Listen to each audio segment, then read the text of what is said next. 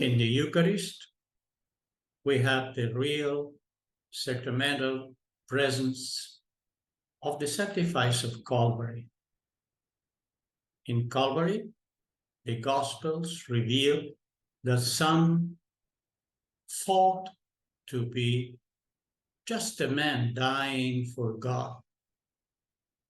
But at the Last Supper, Jesus foretells his death on the cross and gives it a positive meaning.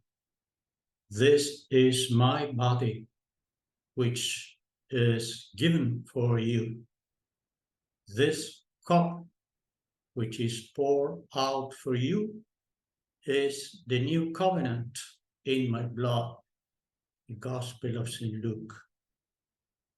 These words show that his death was for others.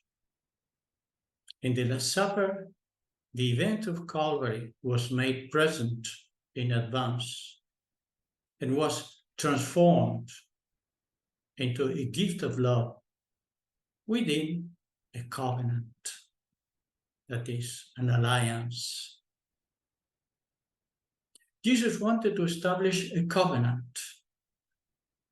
The formula of St. Mark and Matthew, "This is my blood, the blood of the covenant," refers to the founding rite of the covenant on Sinai, when Moses took the blood of the sacrificed animals and cast it upon the people, saying, "Behold the blood of the covenant," book of Exodus.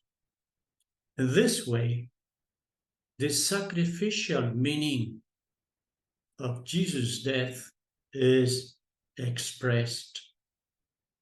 His death is a sacrifice, similar to the sacrifice of Sinai, but very different. For no longer is the blood of unintelligent animals used, but the blood of a man, conscious and free, who gives up his own life for others. The formula used by St. Luke says, "This cup, this chalice, is the new covenant in my blood," 1 Corinthians, referring to the oracle of Jeremiah, which announced the establishment of a new covenant, which was not like the covenant of Sinai. You can see it in Jeremiah 31. The word covenant in the institution of the Eucharist brings the community aspect to the fore. On Calvary, this aspect is not revealed. Jesus dies alone, rejected by the multitude, forsaken by his disciples.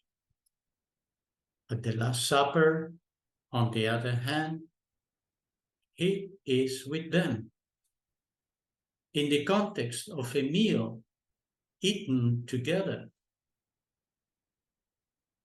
In all companionship at table, there is a sense of communication between those present, of reciprocal acceptance, of affection. In this context, Jesus offers his body as food and his blood as drink. As the same sacrifice is made sacramentally present in the Mass, it creates a full communion between every disciple and Jesus. He in me, and I in him. He who eats my flesh and drinks my blood abides in me and I in him. Gospel of St. John 6. There is also a communion among all the disciples because there is one bread. We who are many are one body, for we all partake of the one bread. How sweet the sound that saved